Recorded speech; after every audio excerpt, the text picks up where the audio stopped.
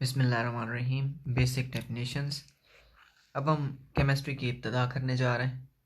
हम कुछ basic definitions से और फिर हम डिटेल में और उसकी डेप्थ में जाएंगे।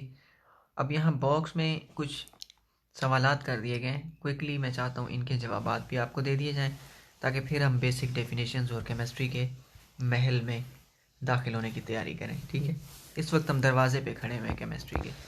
ठीक है, बेसिक डेफिनेशन से ये केमिस्ट्री का दरवाज़ा है। Okay, yes. इस बॉक्स में है कि in which branch of chemistry behaviour of gases and liquids is studied. कौन सी ब्रांच में हम इसको स्टडी करेंगे? फिज़िकल केमिस्ट्री में फ़िज़िकल एस्पेक्ट से हम देखते हैं चीज़ों को। Define biochemistry.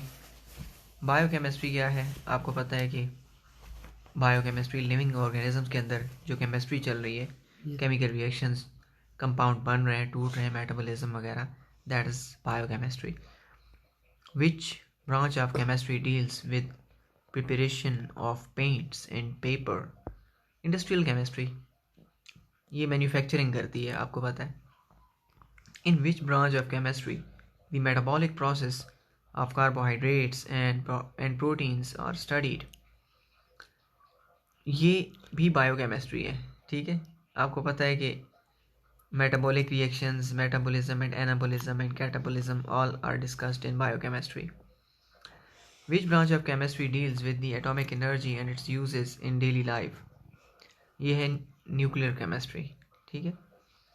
Which branch of chemistry deals with the structure and properties of naturally occurring molecules?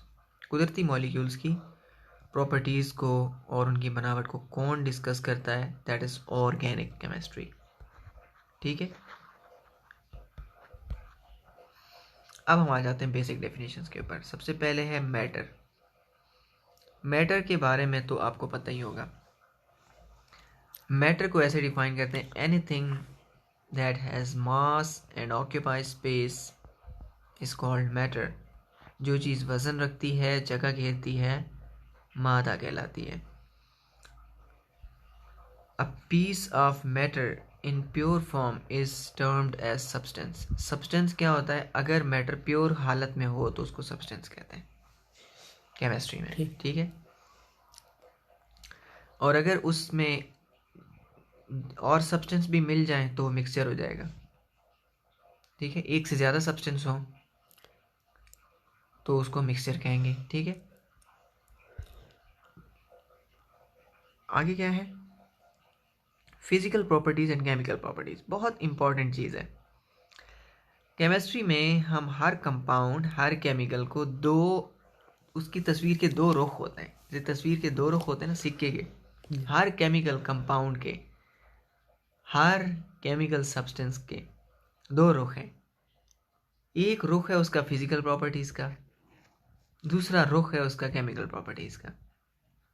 ठीक, फिजिकल प्रॉपर्टीज़ वो होती हैं जो हमें फिजिकली उसको देखकर, उसको छूकर, उसको चख के, ठीक, कोई केमिकल एनालिसिस किए बगैर जो प्रॉपर्टीज़ हमें हासिल होती हैं या हमें समझ में आती हैं या हम डिस्कवर कर सकते हैं, वो सब की सब फिजिकल प्रॉपर्टीज़ होती हैं। ठीक है, मसलन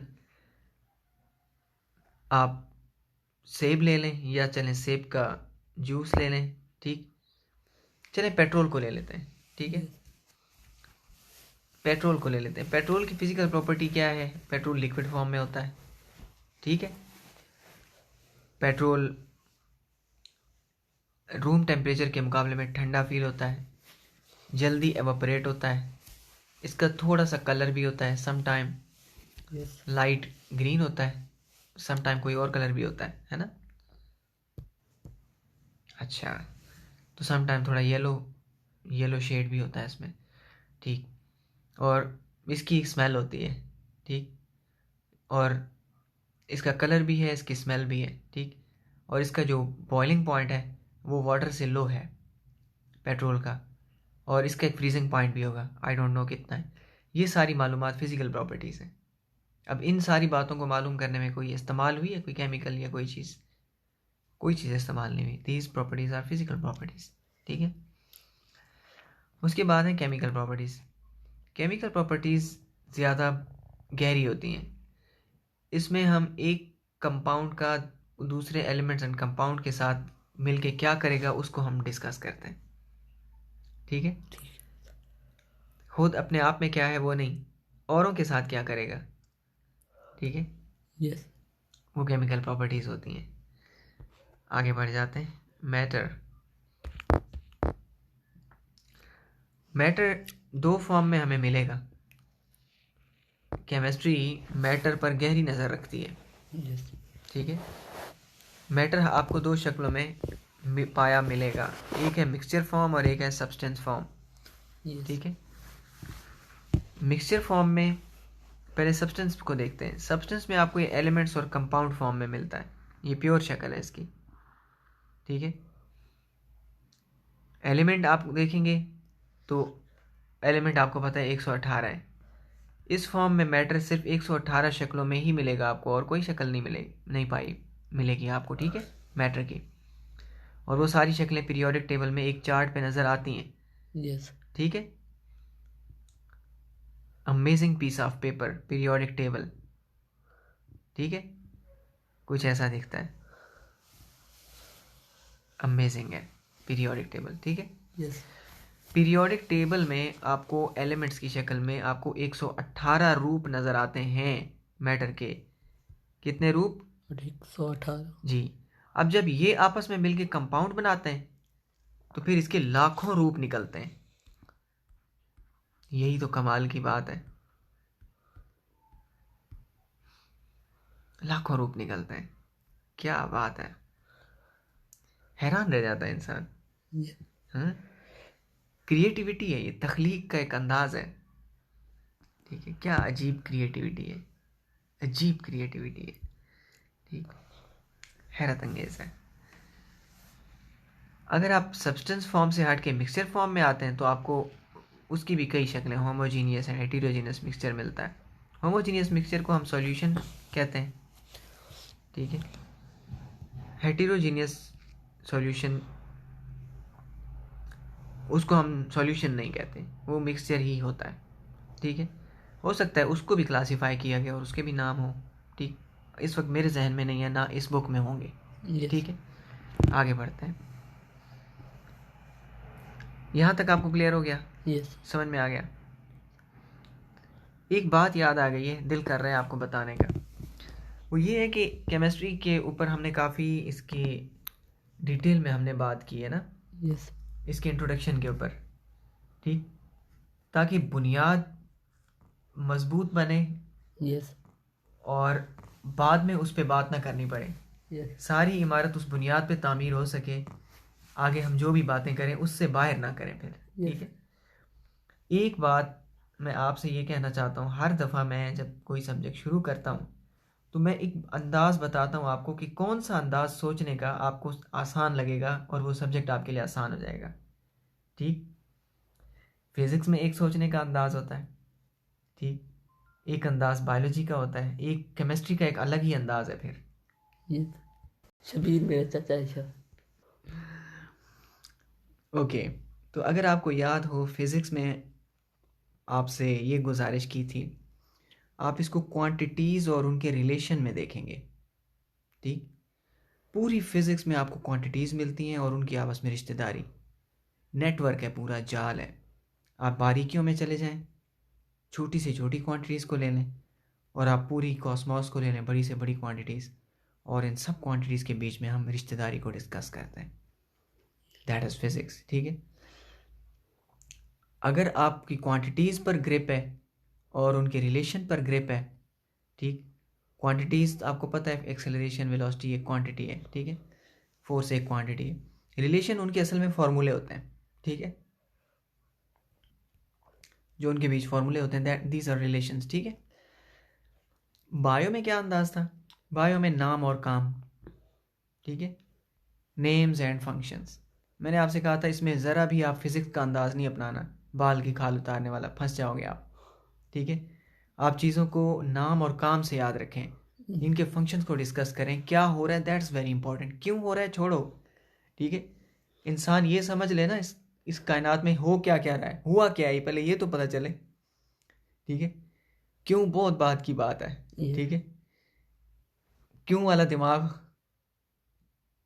वो क्या कहना चाहिए इस बात, हाँ, क्यों वाली जो उड़ान है ना, ये बहुत ऊंची उड़ान है, ठीक है। क्यों वाली जो उड़ान है बहुत ऊंची उड़ान है, ऊंची उड़ान में खतरा होता है बंदा गिर के ख़त्म ना हो जाए, ठीक है। इसलिए बायो में क्यों से बचना है, नेम और फंक्शन से जाना है, ठीक है। बायो में नेम और फंक्शन का दिमाग लेके जाओगे तो बहुत दूर तक जाओगे बायो में, ठीक है। अब केमिस्ट्री में भी एक अंदाज है सोच का, फिजिक्स का अलग दिमाग, फिजिक्स को अलग दिमाग से पढ़ना है, बायो को अलग दिमाग से पढ़ना है, यस ठीक। केमिस्ट्री क्या है, केमिस्ट्री को ना आप इंग्लिश के अंदाज में पढ़ना, अजीब बात है, ठीक है। यस आप सोचेंगे ये क्या, इंग्लिश तो साइंस ही नहीं है। असल में दोनों का मिजाज मिलता जुलता है, इंग्लिश एक लैंग्वेज है, यस ठीक है, एक ज़ुबान है, उर्दू भी एक ज़ुबान है, ठीक है। केमिस्ट्री ज़ुबान है एलिमेंट्स एंड कंपाउंड्स की, ठीक है।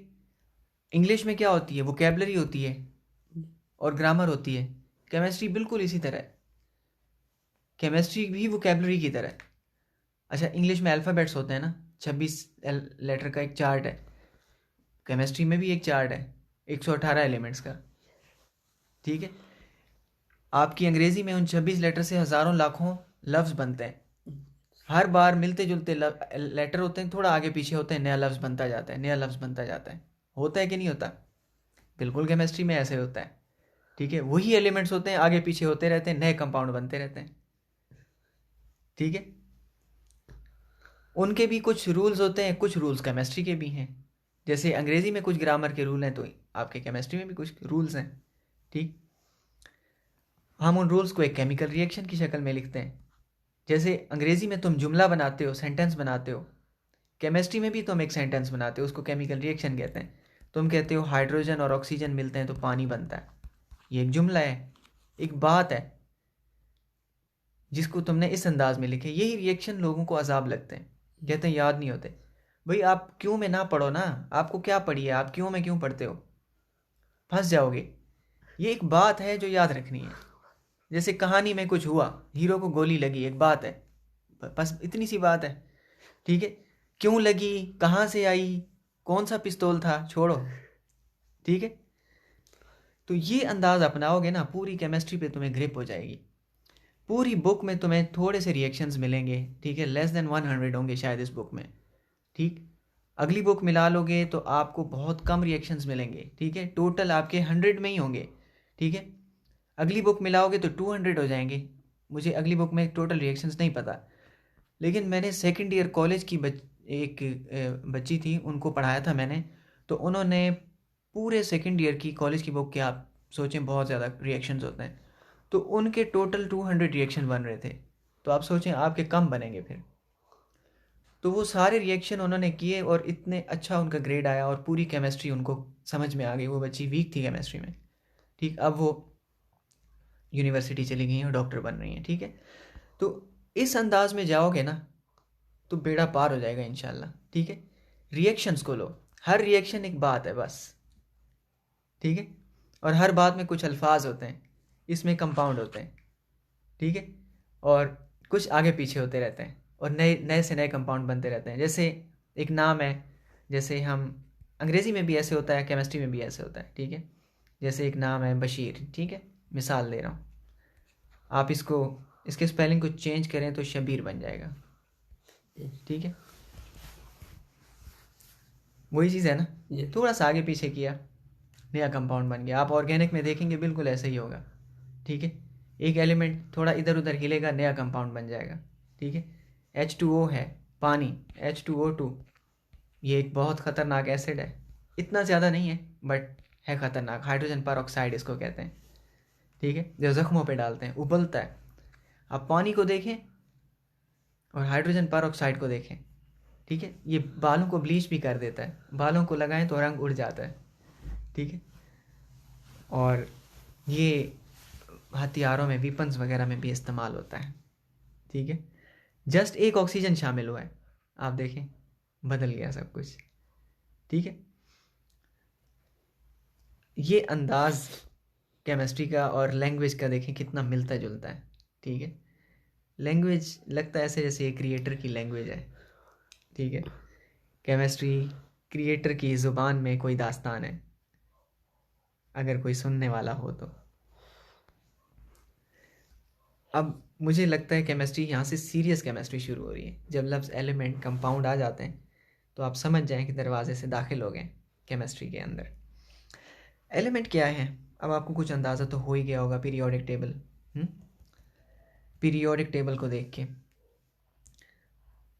एलिमेंट प्योर सब्सटेंस को कहते हैं। मॉडर्न डेफिनेशन एलिमेंट की ये है, modern definition of element is that it is the substance made up of same type of atoms having same atomic numbers and cannot be decomposed into simple substances or ordinary chemical means। ये element की definition है कि element ऐसे substance को कहते हैं, ऐसा pure form में सब्सटेंस हो जिसमें सेम किस्म के एटम हो। क्या हो उसमें? सेम। मतलब मैंने सोना ले लिया है, अगर मैं सोने को STM में देखूं, स्कैनिंग टनलिंग इलेक्ट्रॉन माइक्रोस्कोप में, मुझे सारे अगर एटम सेम मिलते हैं, इट मीन सोना एक एलिमेंट है। अगर मुझे इसमें डिफरेंट किस्म के एटम्स मिलते हैं जो आपस में जुड़े हुए हैं, तो फिर मैं इसको एलिमेंट नहीं कहूँगा। वो शायद सोने से मिलता जुलता कोई कंपाउंड हो सकता है, बट वो सोना नहीं होगा फिर। ठीक है, अगर मैं कहता हूँ ये कार्बन है, तो फिर मैं जब इसको STM में देखूंगा तो इसमें सारे कार्बन एटम होने चाहिए, 12 नंबर के, 12 नंबर वाले एटम।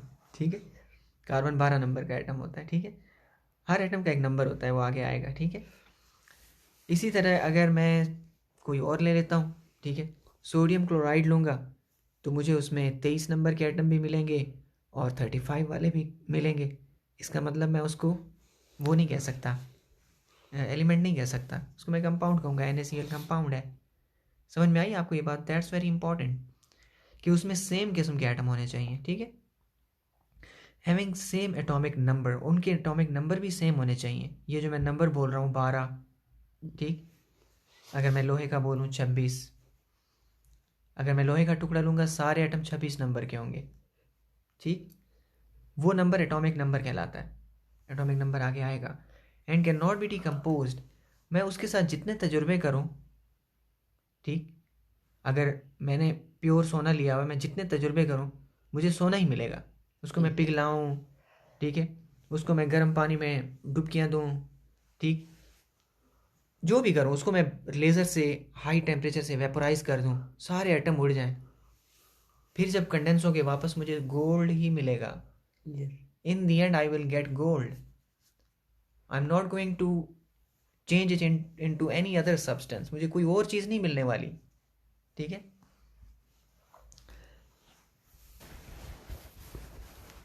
ठीक, तो कीमियाई अमल के नतीजे में वो सेम रहेगा। ठीक है, केमिकल एक्सपेरिमेंट्स करने के नतीजे में वो सेम रहेगा by ordinary means. Ordinary means का मतलब ये है कि जो आम तौर पे एक्सपेरिमेंट किए जाते हैं। हाँ, फिज़िक्स लैब में ले गए तो फिर काम ख़राब हो जाएगा। फिज़िक्स में हमारे पास फिर आपको पता है कि हम एटमों के अंदर चले जाते हैं फिर। ठीक है, तो फिज़िक्स लैब में आप इसके साथ न्यूक्लियर एक्सपेरिमेंट करने लग गए तो फिर नहीं, हम केमिस्ट्री के अंदर रह के बात कर रहे हैं। ठीक है, ओके, तो वो एलिमेंट ही रहेगा। अभी मैं वो बातें नहीं बताना चाहता आपको। ठीक है, अल्लाह ताला ने टनल्स रखी हैं जो सब्जेक्ट्स को लिंक करती हैं। ठीक है, फिज़िक्स केमिस्ट्री के साथ लिंक हो जाती है, केमिस्ट्री बायो के साथ लिंक हो जाती है। ठीक है, देयर आर लिंक रोड्स, खुफिया रास्ते हैं, इसमें भी खुफिया रास्ते हैं। ठीक है, ठीक है, इम्कान इसको कहते हैं। इम्कान एक चीज़ होती है ना, एक लफ्ज़ कहते हैं इम्कान, हाँ, पॉसिबिलिटी, हाँ, ब्रिजेस हैं, ब्रिजेस इम्कानात के। ठीक है, जैसे ये पॉसिबल है, ठीक है, ये बाकी सारा इम्पॉसिबल है बाहर। ये पॉसिबल है, पॉसिबल टू पॉसिबल बीच में पतले से इम्कानात के रास्ते भी होते हैं, एक पॉसिबिलिटी से दूसरी पॉसिबिलिटी की तरफ जाने के। और जो इंसान चीज़ें ईजाद करते हैं ना, उनका दिमाग एक पॉसिबिलिटी से दूसरी पॉसिबिलिटी की तरफ रास्ता बना लेता है और फिर लोग चीज़ें ईजाद कर लेते हैं। खैर, वक्त आएगा, आपका भी वक्त आएगा इंशाल्लाह, ठीक है। आगे बढ़ते हैं, समझ में आया? यस। अब इनकी मिसालें क्या हैं? Oxygen, silicon, aluminium, oxygen, hydrogen, chlorine, ठीक है। अच्छा, हमारी ज़मीन में क्या क्या एलिमेंट्स पाए जाते हैं? अर्थ में सबसे ज़्यादा ऑक्सीजन है, फिर सिलिकॉन है, फिर एल्युमिनियम है, ठीक। सिलिकॉन आपको पता है, आपके सेल फोन्स वगैरह, मोबाइल, कैलकुलेटर, इलेक्ट्रॉनिक की चीज़ें सिलिकॉन की बनी हुई है। ये रेत में होता है, जो रेत में चमक रहा होता है ना, वो सिलिकॉन होता है, ठीक। रेत में आपने देखा होगा, रेत को जब हम देखते हैं तो शीशे की तरह चमक रहे होते हैं कुछ पार्टिकल्स, वो सिलिकॉन होता है, ठीक है। उसी से ही हमारे मोबाइल वगैरह और इलेक्ट्रॉनिक की चीज़ें बनी हैं। इसकी कुछ अमेजिंग प्रॉपर्टीज़ हैं, वो हम आगे पढ़ेंगे, ठीक है। एल्युमिनियम कमाल की मेटल है, ठीक है। एल्युमिनियम से जहाज़ बनता है, ये बहुत मजबूत और हल्का होता है, ठीक। समंदर में देखें 86% ऑक्सीजन है, 11% हाइड्रोजन है और क्लोरीन 1.8% है। हमारी हवा में 78% नाइट्रोजन है, ऑक्सीजन 21% है और आर्गॉन 0.9% है, ठीक है। आर्गॉन पीरियोडिक टेबल के आखिरी घर में पाई जाती है, आखिरी फैमिली है, यस। ठीक है। क्लियर हो गया? ये एलिमेंट आपको समझ में आ गया, ये एलिमेंट कैसी कमाल की चीज़ है, ठीक है। बात शुरू केमिस्ट्री में एलिमेंट से होती है। जैसे इंग्लिश अल्फ़ाबेटिकल लेटर से शुरू होगी, 26 लेटर से, ठीक। अच्छा, एक बात बताएं, हम लफ्ज़ों को तोड़ें यस। तो लफ्ज़ों को अगर हम तोड़ें तो छोटे लफ्ज़ निकल सकते हैं, है ना। छोटे छोटे लफ्ज़ों को तोड़ें तो लेटर्स निकल आएंगे, अल्फ़ाबेट ABC निकल आएगा। ABC को तोड़ सकते हैं क्या आप? नहीं ना। ए को यूं लिखो या यूं लिखो, है तो ए ना, यस। कुछ और तो नहीं बनेगा। एलिमेंट भी आप ऐसे ही समझो कि एलिमेंट केमिस्ट्री के अंदर नहीं टूटता है, यस। एलिमेंट एलिमेंट ही रहता है, ठीक है। वहाँ से बात शुरू होती है, ठीक है। यस है। That's element. मेजर पार्ट इस डब्बे में क्या बताया जा रहा है? अक्सर ये डब्बे इंपॉर्टेंट होते हैं, डब्बों को नहीं छोड़ना चाहिए। Major part of a living body is made up of water, for example 65% to 80% by mass. 6 elements constitute about 99% of our body mass, namely oxygen 65%, carbon 18%, hydrogen 10%, and nitrogen 3%, and calcium 1.5%, and phosphorus 1.5%. Amazing, मुझे ये बात बहुत पसंद है,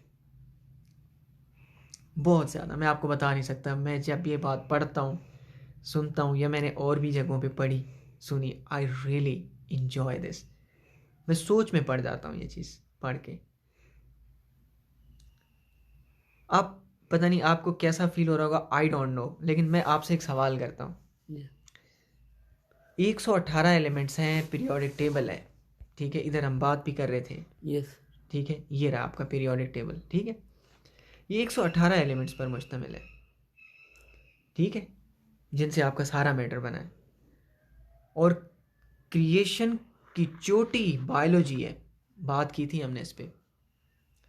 कमाल है, तख्लीक का एक कमाल है, ठीक है, जहाँ क्रिएटिविटी एक अपनी इंतहा आपको छूती है, ठीक है, बायोलॉजी। और उसमें यूज़ क्या हुआ है 118 में से सिर्फ 6 एलिमेंट्स, ठीक, मोस्टली 6, बाकी ट्रेस एलिमेंट हैं, बाकी बराए नाम है। बराए नाम मिलाओ तो 15 हो जाएंगे ज़्यादा से ज़्यादा, ठीक है। उनको भी मिला लो तो 15 तक जाते हैं।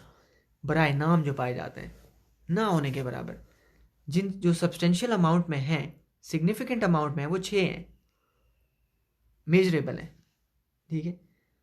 अब 6 को 106 डिवाइडेड बाय 118, इतने कम वैरायटी को यूज करके इतनी ह्यूज वैरायटी बनाई गई है।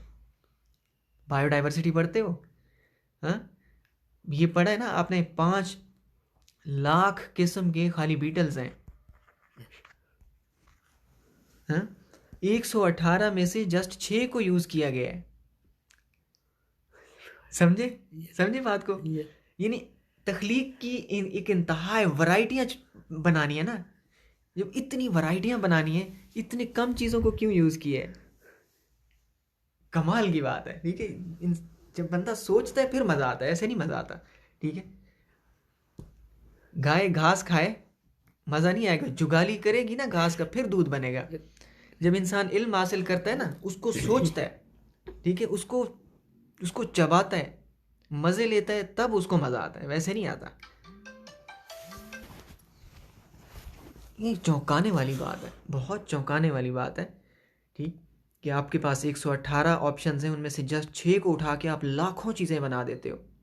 ठीक है, क्या अंदाज है। आगे बढ़ते हैं। फिर क्या है? Potassium, sulphur, magnesium, sodium constitute 0.8% of our body mass. अब आप देखें, 90% तो खाली 3 है, ये ऑक्सीजन, कार्बन और हाइड्रोजन ले लो आप। ठीक है, मेजर यही है, बाकी आप मिलाओ इनको।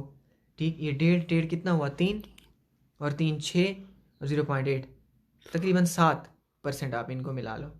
ठीक है, 7-8, यानी आप यूं समझ लें ऊपर के सिर्फ 3 90% बना रहे हैं बॉडी को। ठीक है, अमेजिंग है, amazing. Whereas copper, zinc, fluorine, chlorine, iron, cobalt, manganese constitute only 0.2% of our body mass. ये ट्रेस एलिमेंट्स कहलाते हैं। समझ में आई आपको ये बात? That's amazing. आगे बढ़ते हैं, थोड़ा इसको बड़ा कर लेते हैं। Elements are represented by symbols which are abbreviations of the names of elements. Elements को हम symbol यानी अलामात से ज़ाहिर करते हैं, जैसे ऑक्सीजन के लिए O, जैसे हाइड्रोजन के लिए H, जैसे नाइट्रोजन के लिए N, ओके, कैल्शियम के लिए Ca, क्लोरीन के लिए Cl, इस तरह। The unique property of an element is valency. Her element की एक ख़ास बात होती है, उसको वैलेंसी कहते हैं। It is combining capacity of an element with other elements. It depends upon the number of electron in the outermost shell. Valency किसी भी एलिमेंट का लेन देन करने का तरीका होता है। ठीक है, कि वो कितना एक एलिमेंट होता है ना, उसकी जो प्रॉपर्टी है ना, उसकी जो जायदाद होती है, उसके इलेक्ट्रॉन होते हैं। ओके, तो वो अपने अंदर के जो इलेक्ट्रॉन है वो शेयर नहीं करता, वो उनका लेन देन नहीं करता है, वो सिर्फ बाहर आउटर मोस्ट का करता है। ठीक है, आउटर मोस्ट में से कितने देगा और कितने लेगा, इसकी तादाद को वैलेंसी कहते हैं। कितने दे सकता है और कितने ले सकता है। ठीक है, तो ये जो ट्रांसफरेबल इलेक्ट्रॉन होते हैं ना, उनको हम वैलेंसी कहते हैं, नंबर ऑफ ट्रांसफरेबल इलेक्ट्रॉन्स।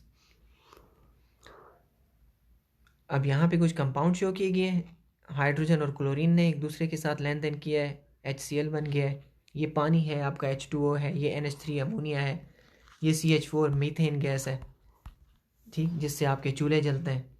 ये अमोनिया, इससे आपकी खादें बनती हैं। ये पानी पीते हो आप, ये HCl तेज़ाब है, आपके स्टमक में भी होता है। इसी को हम डिस्कस भी कर रहे थे बायो में।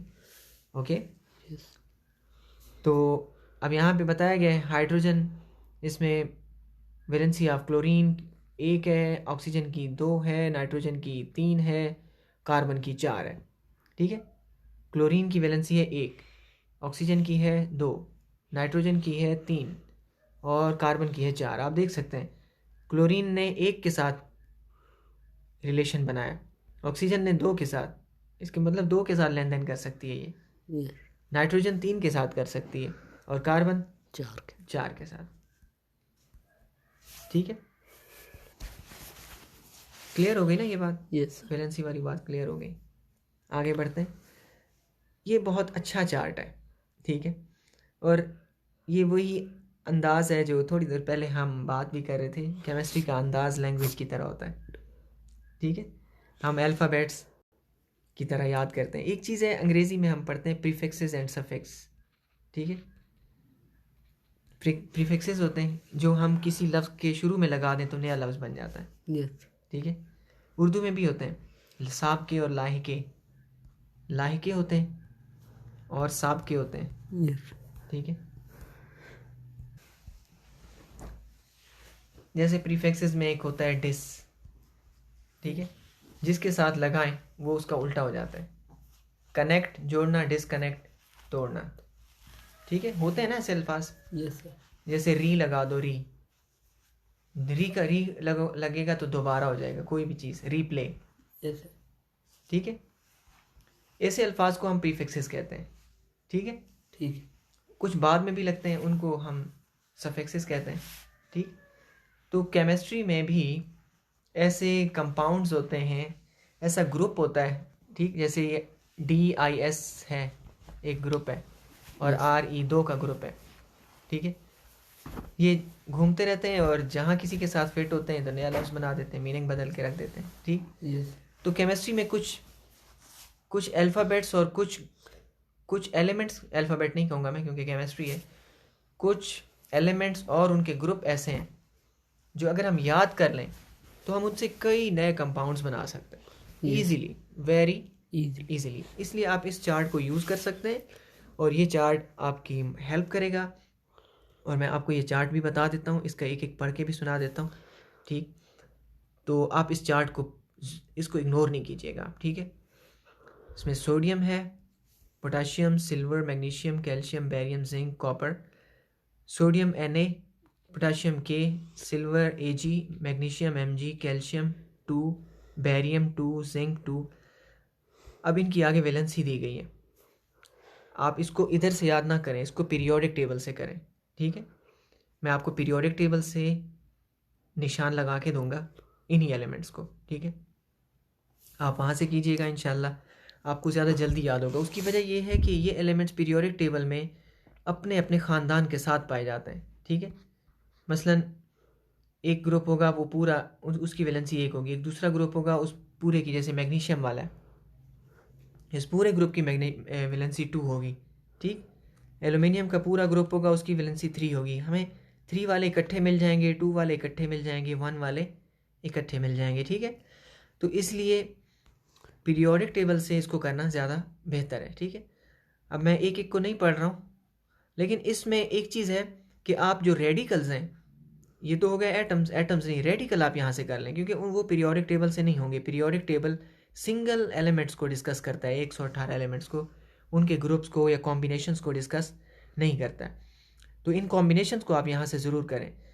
एक कॉम्बिनेशन है अमोनियम, ठीक है, ये NH4 है, और ये है हाइड्रोनियम, ये कम यूज़ होता है, अमोनियम ज़्यादा होता है।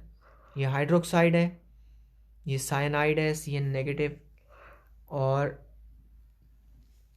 ये है बाईसल्फेट, यस, और ये है बाइकार्बोनेट, और ये है फॉस्फेट, ये है नाइट्राइड, और ये है थायोसल्फेट, सल्फेट, फॉस्फेट, सल्फेट और फॉस्फेट तो हो गया, सल्फेट और कार्बोनेट, ठीक है। इनको आप ज़रूर कर लें। इसमें से आपको मोस्ट इम्पॉर्टेंट मैं बता देता हूँ आपको, ammonium, hydroxide, bisulphate, bicarbonate, carbonate, और सल्फेट, और सल्फाइड, और SO3, H2O3, थायोसल्फेट ये बहुत कम आता है, नाइट्राइड बहुत कम आता है, और फॉस्फेट ये सबसे ज़्यादा इम्पॉर्टेंट है, ठीक है। अमोनियम की +1 है, हाइड्रोक्साइड की -1, आप इनकी देख रहे हैं वैलेंसी, ठीक है। अमोनियम की क्या है, +1, ठीक, हाइड्रोक्साइड की -1, और सल्फेट की बाईसल्फेट है, हाइड्रोजन लग जाए तो बाईसल्फेट होता है, ठीक है। ये भी बाईसल्फेट है और ये बाइकार्बोनेट है, ठीक है। यस बाईसल्फेट की -1, बाइकार्बोनेट की भी -1 है, -1 और +1, और अब आप इधर आ जाएं, कार्बोनेट की क्या है -2 और सल्फेट की -2 और उसके बाद आ जाए सल्फाइड की SO3, इसकी तो -1 होती है शायद, +2 है ना। इसके साथ सैम्बल भी नहीं लगाया गया है, इसके साथ सैम्बल भी -2 है मे बी, चलें इसको कंफर्म कर लेंगे -2 और फॉस्फेट की होती है -3। ठीक है, आप इन ग्रुप्स को ज़रूर याद कर लीजिएगा यहाँ से, क्योंकि ये पीरियोडिक टेबल में आपको नहीं मिलेंगे। ठीक है, इनको हम रेडिकल्स कहते हैं। क्या कहते हैं? रेडिकल। रेडिकल्स। अब ये अगर याद करने का इनका मैं आपको फ़ायदा भी बता देता हूँ कि इनको याद करने का फ़ायदा क्या है। देखें इधर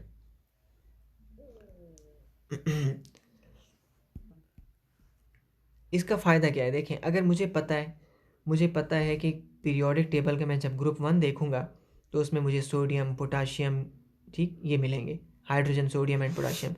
मैं सोडियम को ले लेता हूँ, ठीक, Na।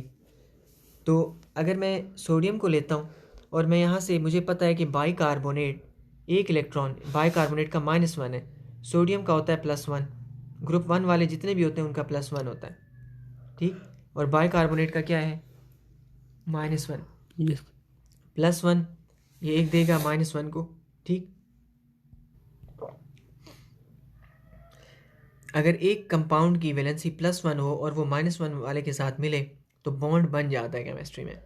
प्लस वालों का माइनस वालों के साथ बॉन्ड बनता है। तो बताएं कि NaHCO3 कंपाउंड बनेगा कि नहीं बनेगा? बनेगा। इसको हम कहते हैं सोडियम बाइकार्बोनेट। अब मैं जितने भी +1 वाले हैं मैं उनके साथ इस बाइकार्बोनेट को रख के कई कंपाउंड्स बना सकता हूँ। पोटाशियम बाइकार्बोनेट भी बन सकता है, यस। ठीक है। तो इसलिए इनका यूज़ बड़ा अच्छा। और अब मुझे पता है मैग्नीशियम है, देखें मैग्नीशियम क्या है, मैग्नीशियम है +2, ठीक है, और ये है -2, तो MgSO4 मैग्नीशियम सल्फेट बन जाएगा, ठीक है। बनेगा कि नहीं बनेगा? बनेगा। एल्यूमिनियम +3 है, फॉस्फेट Al, एल्यूमिनियम के साथ इसका फॉस्फेट बन जाएगा, ठीक है। इस तरह मैग्नीशियम कार्बोनेट, कैल्शियम +2 है और ये कार्बोनेट है, तो क्या बन जाएगा? कैल्शियम कार्बोनेट, ठीक है। यस। ये रेडिकल्स आपकी बहुत ज़्यादा हेल्प करते हैं कंपाउंड्स को फॉर्म करने में और बनाने में। अब हम कंपाउंड को डिस्कस करते हैं, ठीक है। एलिमेंट आपको क्लियरली समझ में आ गया होगा और फिर आपको इस चार्ट की मदद से इनकी वैलेंसी के साथ साथ आपको कुछ रेडिकल्स के बारे में भी इंट्रोडक्शन मिल गई है। असल में तो कंपाउंड आपने बनता भी देख लिया है, अब हम जस्ट इसकी किताबी डेफिनेशन पढ़ेंगे तो हमें क्लियर हो जाएगा। कंपाउंड आपके दिमाग में आ चुका होगा कि है क्या, जो एलिमेंट्स के मिलने से बनता है। Compound is a substance, zoom कर लेते हैं। Compound is a substance made up of 2 or more elements chemically combined together in a fixed ratio by mass. As a result, this combination elements lose their own properties and produce new substances, compounds that have entirely different properties. अब इसमें definition को आप यहाँ तक कर लें, ठीक है। यस। बाकी तो इसके बारे में तफसील है कि कंपाउंड वो सब्सटेंस होता है जब 2 या 2 से ज़्यादा एलिमेंट्स आपस में मिलते हैं तो वो केमिकली आपस में जुड़ जाते हैं तो एक कंपाउंड बन जाता है। और जुड़ते क्या है? फिक्स रेशियो में, यस। अपनी वैलेंसी के हिसाब से, ठीक। That is compound. कंपाउंड क्या होता है कि उसकी केमिकल प्रॉपर्टीज़ एकदम बदल जाती हैं, ठीक है। उसको वो एक नई ज़िंदगी मिल जाती है उसको, ठीक है। पहले जो था वो नहीं रहता, दोनों वो नहीं रहते, हमेशा के लिए बदल जाते हैं, ठीक है। उनकी केमिकल प्रॉपर्टीज़ बदल जाती हैं, जैसा कि अभी आपने देखा है, ठीक। इसकी एक आला मिसाल सोडियम क्लोराइड है। सोडियम पानी में डालो आग लग जाती है, यस। ठीक है। आपकी हथेली पे रख दिया जाए छाला निकल आएगा। इतना पानी के साथ खतरनाक रिएक्शन करता है। हर चीज़ पे, हर आग पे पानी डालो बुझ जाती है ऑलमोस्ट। सोडियम बुझा हुआ इस पे पानी डालो इसको आग लग जाती है, धमाके करता है ये, ठीक है। पानी में इतना गुस्सा आता है इसको, गज़बनाक रिएक्शन होता है इसका पानी में, ठीक है। क्लोरीन ख़तरनाक है। क्लोरीन इंसानों को मारने के लिए भी इस्तेमाल हुई है जंगों में। इतनी ख़तरनाक गैस है, लाइट ग्रीन कलर की होती है, जो पानी में ब्लीच के तौर पर भी हम इस्तेमाल करते हैं कपड़ों का रंग उड़ाने के लिए, क्लोरीन, इट इज़ डेंजरस। ठीक, सांस के ज़रिए जाए, जिस अंदाज में भी जिस्म में जाए, इट इज़ डेंजरस। अगर हम सोडियम और क्लोरीन को एक ही जार में डालें, एक केमिकल रिएक्शन होता है, यस, उसमें भी आग निकलती है, शोले निकलते हैं, ठीक है, तेज़ रिएक्शन होता है। उसके बाद जब आप जार खोलेंगे तो आपको क्या मिलेगा? आपको सोडियम क्लोराइड मिलेगा। ये वो नमक है जो आप रोज़ खाते हैं, कुछ भी नहीं होता, बल्कि आप कहते हैं खाने में नमक थोड़ा सा कम है, थोड़ा और डाल दें। हाँ, क्या बात है। हाँ, कितना बदल जाता है ना। यस, अब आप अंदाज़ा कर सकते हैं कि कैसे केमिस्ट्री चीज़ों को बदल के रख देती है। This is an element, this is an element and this is a compound and it is absolutely different, utterly different.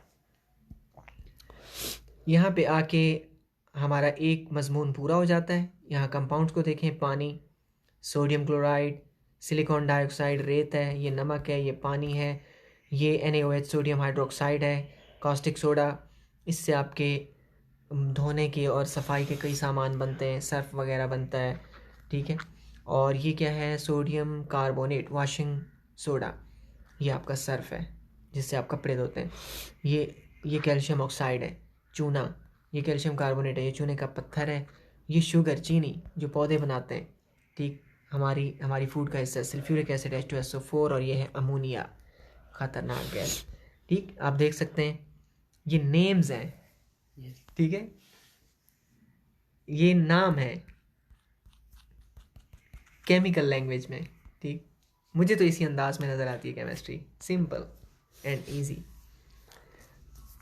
अब नेक्स्ट लेक्चर में इंशाल्लाह, नेक्स्ट सेशन में हम मिक्सचर और इनके डिफरेंसेस को डिस्कस करेंगे, और फिर हम इंशाल्लाह एटॉमिक नंबर, मास नंबर और इन चीज़ों को डिस्कस करेंगे और केमिस्ट्री में और गहराई में उतर जाएंगे।